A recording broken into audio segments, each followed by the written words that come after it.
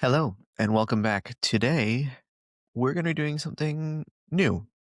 We switched our format for the regularly daily recap videos, and we're not going to get as nitty-gritty and as deep into all of the games played the previous night. So, this will be a secondary supplemental show to our first show. If you haven't watched that, you can go and watch that. Get all the recaps, top storylines of the night. I'm just going to go through all the stats, stories of the games, things like that. So let's start off. We talked a little bit about today the 76ers versus Grizzlies game. Sixers win 139, Grizzlies lose 136.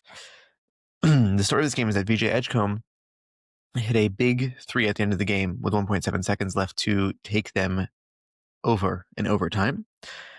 But an awesome game back and forth. On the Sixers side, Tyrese Maxey put up 34, 4 and 12, 13 of 21 shooting. He hit a crazy game, shot before halftime. Everything was going in for him in this game. 4 of 7 from 3. He looks excited to play basketball. I love that. I love that about his game. He just looks like he really enjoys playing basketball, and that's what he brings every single night. It's great energy. This is exactly what Philadelphia deserves after all those years of Embiid and Simmons together. Speaking of Embiid, he put up 34, 10, and 8 this game. Awesome, great game from him when he's playing like this. I mean, he shot 11 from 28, so I don't love to see that, but 11 of 12 from the free throw line. When these two play like this, it's really hard for them not to win a game. But the Grizzlies put up a good fight. VJ Edgecomb, who also hit that game-winning three-pointer, had 25, 6 and 4, 4 steals and a block, 10 of 21 from the field, 5 of 10 from 3. This kid is awesome. I'm allowed to say kid. He's younger than me, which is always surprising to me, but he's awesome. He's really awesome. I like the fact that they found Maxey a backcourt duo, doesn't make sense, backcourt partner who plays the game in a very similar way energy-wise, but does all of the helpful supplemental things. Like, I feel like Maxey did this early on in his career when he was playing with Harden. When there's a primary ball handler, Maxey would kind of fill in all the empty spaces, but Edgecomb's defense is better than Maxey's was. So I love it. I love the energy that this team brings. Paul George also played tonight, 17 points, 3 and 3. Grimes is back as well. Jared McCain played 13 minutes, but he's still not back in the swing of things just yet. He's still working on his game. On the other side of the ball, John Morant had his best game this season with 40 points, 16 of 22 shooting, 8 of 10 from the free throw line. This is by far his best game of the season. It's not even close. It's awesome watching him be able to play basketball. Cedric Howard had 28 and 16 rebounds, 4 assists. You know, I love what this rookie class is bringing to the floor every night.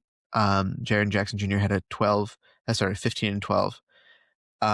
Not the best shooting night for him. And Jalen Wells bounced back with a good game. Santi Aldama put up another 15-point game. This team is very deep. I was listening to something yesterday about how this Grizzlies team in specific might actually end up being the deepest team that Ja has been able to play with. And I think that might be true. Just judging off a night-to-night basis, it's like, I don't even know what other team would be really in discussion for it. Maybe 2 years ago, that Grizzlies team before he got injured or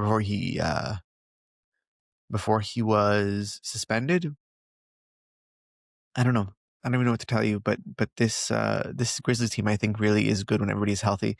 It makes me really excited for when Zach Edey comes back, and hopefully is able to stay on the court. He's really a difference maker for this team, and like if he's on the court, he gets all the rebounds that they need. He sets all the screens they need, especially for Ja. That's huge. And he's literally all of their rim defense that they need. And Jaren Jackson Jr. can, again, solely focus on offense, which is what he did last season. And I think it'll really help this Grizzlies team.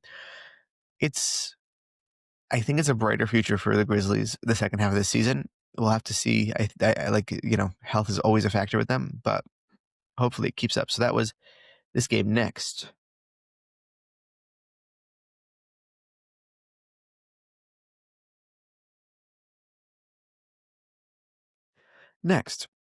Celtics beat the Jazz 129-119.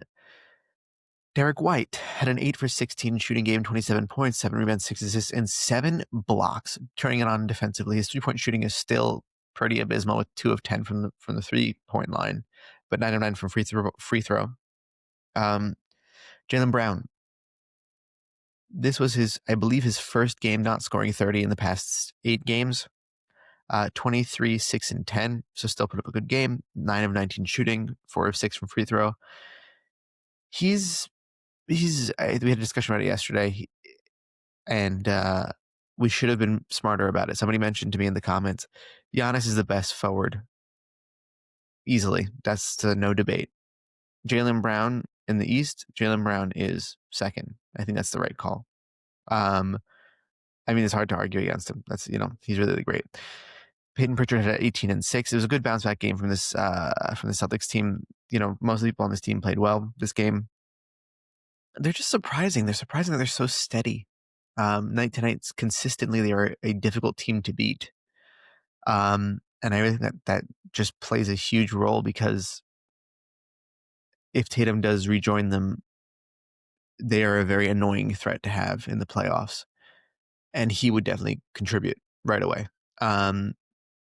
Jordan Walsh is a great versatile player, but he's not the level of player offensively that Tatum is. Obviously. Well, I think defensively they're comparable. So I think that he would just add to this team, and you wouldn't want to see them as a lower seed in the playoffs. You really wouldn't. On the other side of the ball, Keontae George put up another 37, 6, and 7 and a steal, 13 of 24 shooting, 6 of 12 from 3, 5 of 6 from the free throw line. This guy is unbelievable. He really, I said this last year.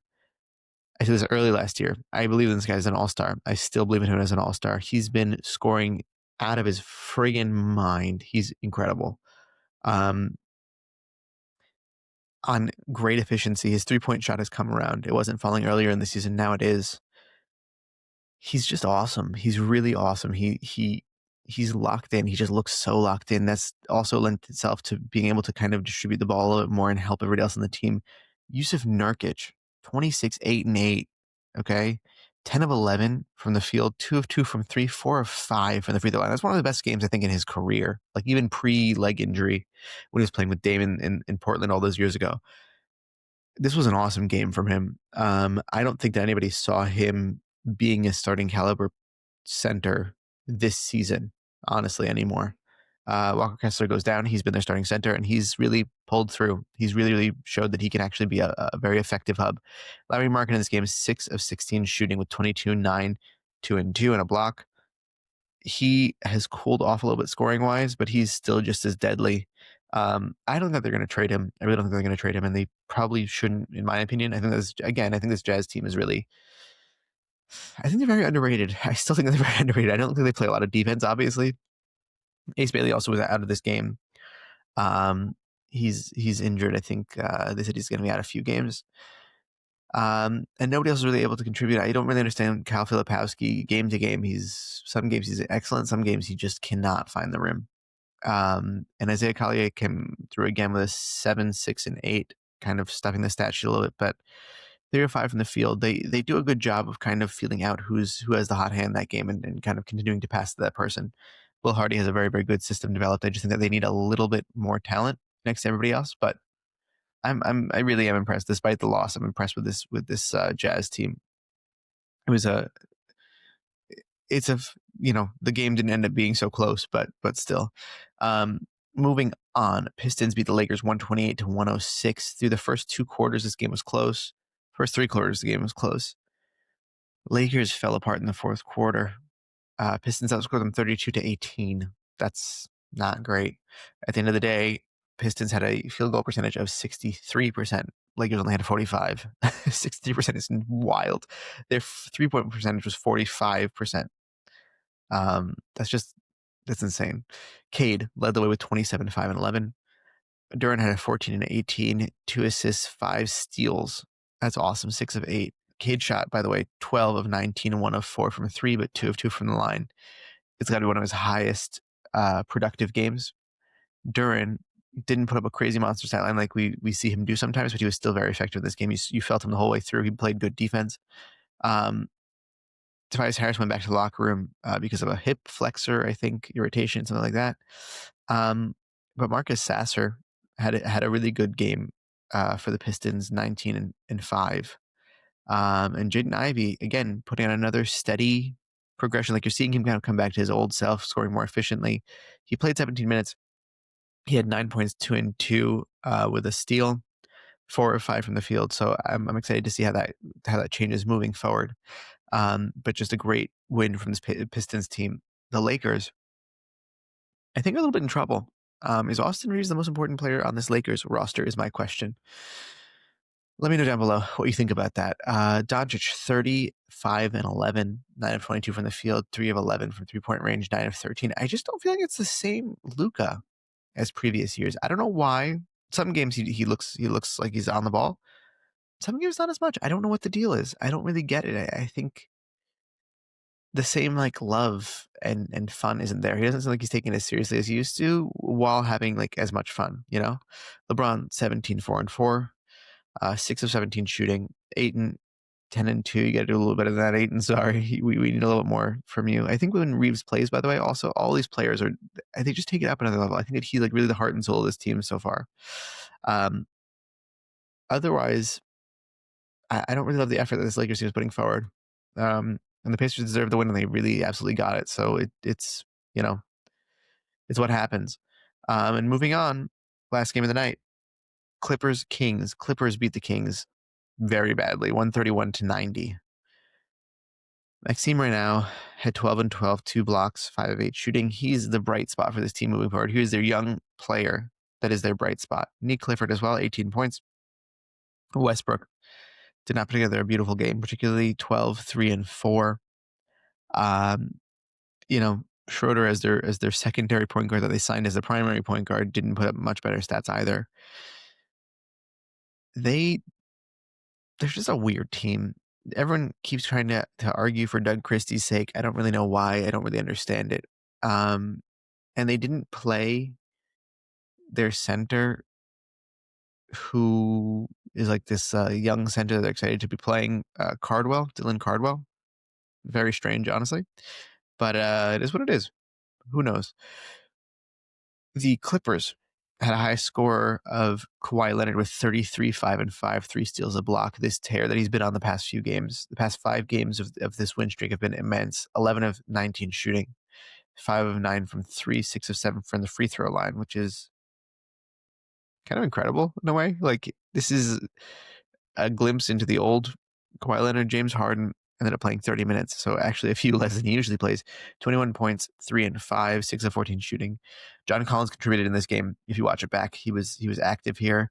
Chris Dunn contributed a little more than usual. Brook Lopez is doing his best, although he is quite slow these days. Niederhauser, 16, 6 and 2, 6 of 8 shooting. More like dunking, not much of trying to score away from the basket. Derek Jones Jr. is back, which is really good. Kobe Sanders had a good few looks, 3 of 8 from the floor, though. Some more of the younger pieces are contributing better, which I think is really helping this Clippers team win games. But again, when you play against the Kings, depending on the night, you could look like the best team in the NBA. So it doesn't really take much other input. That was your more in-depth look at the past day's games from the NBA. We're going to come up with a name for this and a better flow. But this has been your look into the past night of games, and you will see me tomorrow and moving forward. And I hope you have a great day, and I'll see you later.